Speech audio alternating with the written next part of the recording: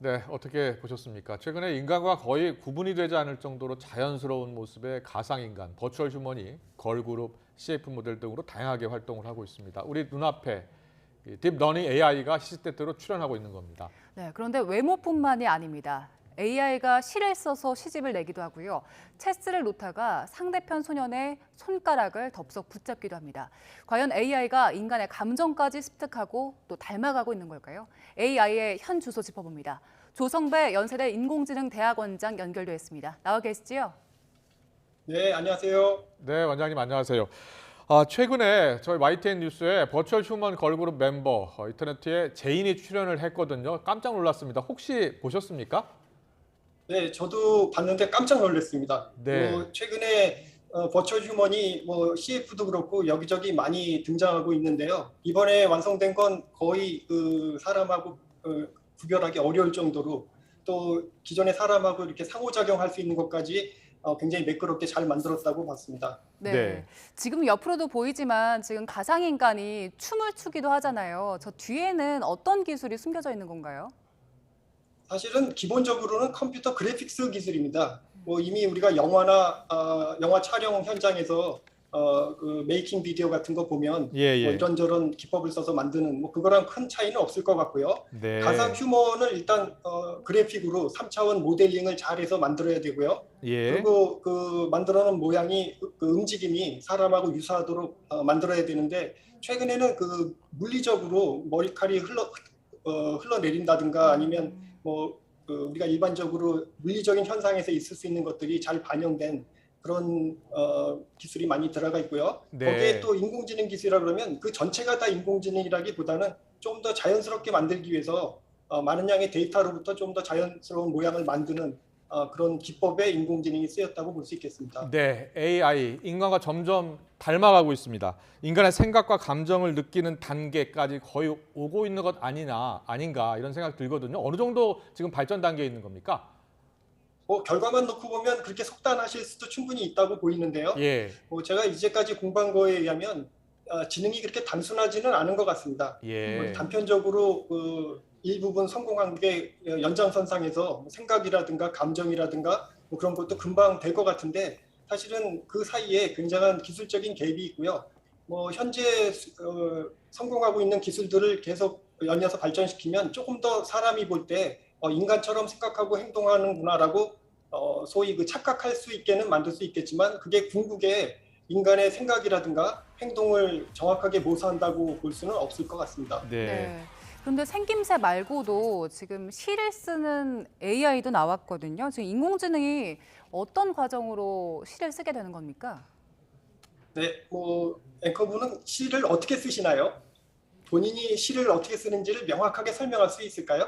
네. 사실은 인간이 그 시라는 어떤 창작물을 만드는 메커니즘을 100% 완벽하게 알지 못합니다. 예. 사실 인공지능 사람 입장에서는 어떻게 만드는지를 모르는데 만들어야 된다는 게 굉장히 좀 답답한 부분이 있는데요. 네. 최근에 AI가 작성한 시라고 하는 것들은 대부분은 기존에 엄청나게 많은 양의 시를 잘 저장해 놓고 과거에 저장하는 방식은 그냥 데이터베이스에 그대로 집어넣는 건데요.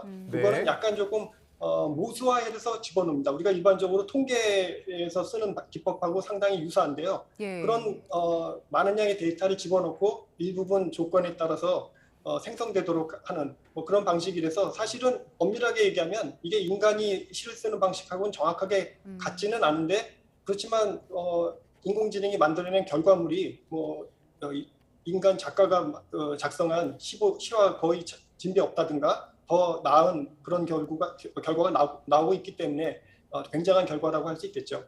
근데 보통 우리가 시를 쓴다는 것은 감정의 표현, 그러니까 희노애락을 느끼고 그것을 표현하는 건데 이 AI가 희노애락을 느낄 수 있냐는 게 궁금하거든요. 실제로 느낄 수는 없는 단계 아닙니까?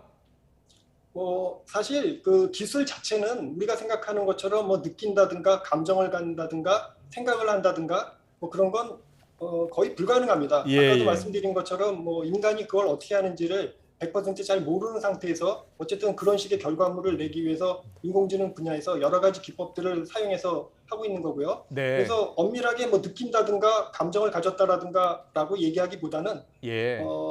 어차피 인공지능 지능이라는 건 제3자가 감정이입에 의해서 판단하는 결과물이라고 볼 수 있는데 지금 인공지능이 만들어 놓은 결과물이 사람이 봤을 때 마치 느낀 것처럼 또는 감정을 갖는 것처럼 보인다고 하면 뭐 그게 거의 차이가 없다라고 보는 게 아닐까 싶습니다. 알겠습니다. 아직은 뭐 인공지능 기술이 궁극의 그 감정이라든가 또는 지능이라든가 자의식까지는 도달하지 못했습니다. 네. 그리고 그 알파고가 바둑 대국을 하는 것도 있었지만 얼마 전에 체스를 두기도 했었는데 러시아 모스크바에서 체스 대회가 있었습니다. 저희 일단 장면을 좀 보면서 설명을 드리겠습니다. 지금 체스를 두고 있는데요. 어린 아이와 체스를 두던 로봇이 지금 보시는 것처럼 아이의 손가락을 붙잡습니다. 갑자기 아이를 잡으면서 아이의 손가락이 좀 다치기도 했었거든요. 근데 지금 이런 상황은 기계가 단순히 오작동한 걸로 이해를 해야 되는 건지 아니면 AI가 어느 정도 사람처럼 지각을 하고 의도적으로 행동한 건지 어떻게 봐야 될까요? 프로그램이 잘못된 것은 아닌죠. 예. 뭐 잘못됐다고 볼 수도 있고요. 어쨌든 예. 프로그램은 프로그램 된 대로 잘 작동을 하고 있는데 프로그램할 당시에 있을 수 있는 모든 상황에 대해서 사전에 그 코딩을 못 해놨다고 볼 수 있겠습니다. 네. 사실 뭐 체스라는 그 게임 자체가 고도의 지능을 필요로 하는 그런 게임이기도 하고 그걸 또 로봇이 한다고 하니까 우리가 이제 아까도 말씀드린 것처럼 감정이입을 해서 뭔가 지능적인 또는 뭐 감정적인 뭐 이런 걸 갖고 뭐 시기라든가 네네.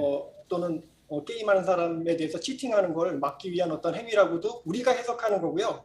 저 프로그램 자체는 그런 기능은 따로 없습니다. 뭐 네. 굳이 얘기하자면 오작동이라고 할 수도 있겠고요. 결국 저렇게 작동한 걸 보고 우리가 그렇게 판단해서 지레짐작한 거라고 보일 수 있겠습니다. 알겠습니다. 네, 저렇게 체스를 두다가 이제 아이가 다쳤거든요. 저렇게 다친 경우에는 책임은 어떻게 되는 겁니까?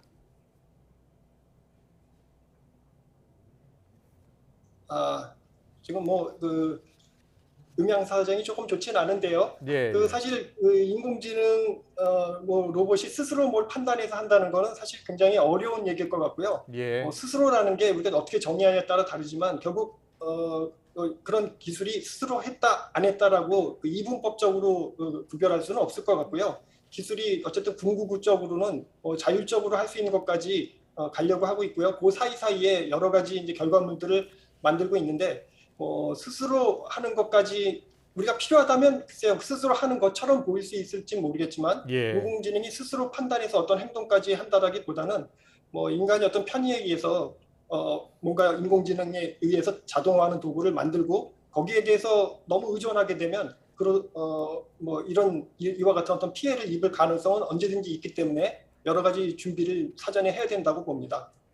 네, 알겠습니다. 그리고 최근에 이런 기사가 있었습니다. 구글의 인공지능이 7, 8살 정도 되는 그런 인공지능, 구글이 만들고 있는 그 인공지능 기계가 있었는데 감정을 좀 갖고 있는 것 같다. 이렇게 이야기했다는 겁니다. 작동 정지되는 게 무섭다. 죽음과 다름이 없다. 이런 답변을 했다는 주장을 편 연구원이 해고당했습니다. 혹시 이 기사 보셨죠? 네, 봤습니다. 예. 그래서 실제로 이 구글이 만들고 있는 인공지능이 자의식, 자각력을 갖고 있는 것 아닌지 이런 생각을 갖게 되거든요. 어떻게 보세요? 네, 이것도 뭐 마찬가지인데요. 결국 저 기술이 어떤 건지를 조금 깊이 있게 들여다보면 우리가 알고 있는 자의식하고는 좀 다른데 뭐 사실 예. 전혀 자의식이 없다 이렇게 얘기할 수는 없지만 적어도 우리가 생각하는 자의식은 없다고 보는 게 맞을 것 같고요. 예. 저런 식 인공지능 구글이 개발했던 저런 방식이 좀 전에 말씀드린 것처럼 엄청나게 많은 양의 데이터를 집어넣고 그 데이터로부터 뭔가 결과를 도출하도록 하는 그런 방식으로 작동을 했는데 뭐 예를 들면 우리가 통계 패키지에서 나온 결과를 무서워하지는 않지 않습니까? 예를 들면 예. 뭐 다음 분기 그 GDP 성장률은 얼마나 될까라든가 뭐 물가율은 얼마나 될까를 통계적인 어떤 방식으로 결과를 처리했을 때는 뭐 그닥지 뭐 무섭다고는 하지 않는데 근데 인공지능으로 어떤 결과를 낼 때는 이 푸는 문제 자체가 약간 우리 지능을 필요로 하는 그런 문제들을 풀기 때문에 그런 것 같긴 한데요. 이렇게 이런 식의 착각이나 오해가 있을 수도 있을 거라고는 보이고요. 어쨌든 네. 자의식은 엄밀한 의미에서 아직 잘 모르는 분야고요. 지금 구글에서 나왔던 건 많은 양의 데이터로 소위 그 모수화해서 학습해놓은 어떤 시스템이 낸 결과, 뭐 질의응답을 주로 하는 건데 그게 마치 사람이 하는 것처럼 했대더라라고 하는 걸 단편적으로 보고 뭐 이게 자의식이 있지 않냐라고 주장을 했다라고 보이고요. 뭐 네. 회사 입장에서는 어쩌면 그게 그 세상을 조금 혹세무민할 수 있는 그런 위험 요소가 있기 때문에 해고한 네. 것이 아닌가 싶습니다. 네, 알겠습니다. AI 크게 발전했지만은 아직까지는 인간의 생각과 행동을 그대로 따라할 수 있는 것은 아니다. 그 단계까지는 아니다라는 말씀 해주셨습니다. 하지만 발전 가능성은 높고요. 잘 들었습니다. 조성배 연세대 인공지능대학원장과 함께했습니다. 고맙습니다. 네, 감사합니다.